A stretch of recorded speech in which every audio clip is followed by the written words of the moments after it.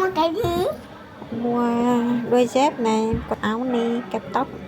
Ok luôn để mua.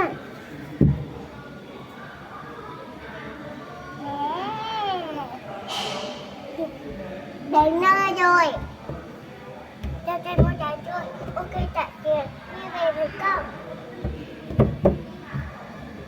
Nè. Đây, trò chơi của con đây. Tiếp là con muốn ăn gì? Muốn ăn quả rau tây. Nữa. Quả rau tây với cả gì? Dưa hấu. Nữa. Với cả dưa hấu. Gà. Đùi gà với cả gì nữa? Cả quả nho. Ok luôn. Yeah. Mẹ đi mua ở trên này. Đến phòng làm rồi. Ta chơi muộn trả tiền. Ok. Quả nho. Rồi quả sau đây. Rồi 100.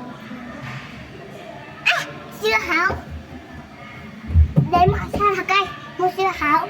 Đi về nhà với con. Ui rồi. Con ơi, ở con này. À, con ơi, ở con này. Hả? Có con cái gì? Ăn rau tây này, dưa hấu này, quả nho này, ô con này. Ăn đi. Xong rồi. Ok, mẹ đi rửa bát đũa.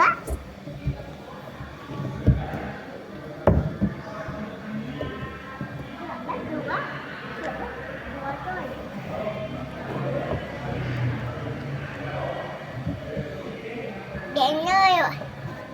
Mẹ, con ơi, rửa xong rồi. Tối rồi, đi ngủ đi. Đi ngủ đi. Ui. Đi ngủ đi, chắc tối rồi đi ngủ đi.